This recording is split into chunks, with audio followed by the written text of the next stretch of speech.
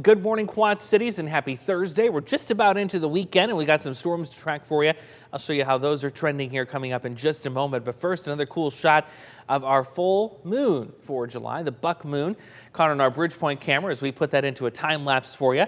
Actually became really detailed at a couple of points before it sunk below some clouds, thanks to the sprinkles we had this morning. Those are now on the way out.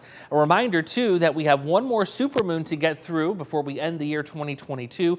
That one coincidentally arriving about a month from today. That'll be August 11th, known as the Sturgeon moon.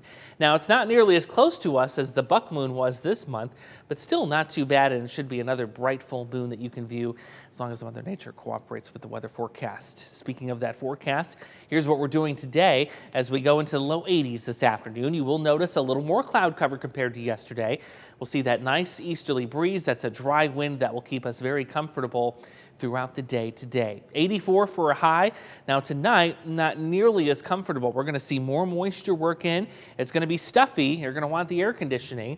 And then eventually we're going to use some of that moisture to form some showers and storms on a scattered basis through tomorrow morning. Not all of us will see this, but you do want to plan on at least a wet period of some showers and storms as we go through your Friday morning.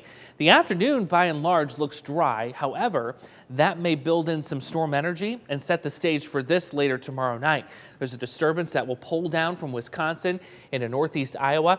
Could give us a potent line of thunderstorms as we go to tomorrow evening.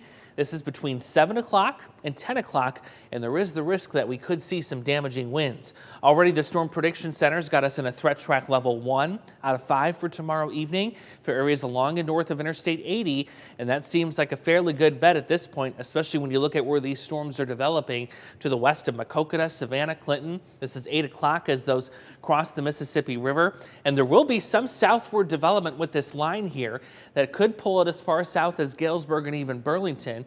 But as of right now, the most potent activity certainly along and north of I-80 through 9-10 o'clock tomorrow evening, and then that will head off to the east. There's also going to be a lot of moisture sitting around for this storm complex to take advantage of. Some impressive rains being put out by our in-house future track model. Anywhere you're seeing this dark green, that's an inch or more, followed by the yellow, 2 inches or more. So the farther north and east you are of the Quad Cities, the more rain you're likely going to pick up with this complex late tomorrow night. Now, there are still some isolated storms in the forecast for Saturday. Those, again, are mainly centered for Saturday evening and overnight. Likely going to see another complex of storms in here for Sunday morning. And then the afternoon looks quiet. Still on track for significant heat and even some humidity for most of next week.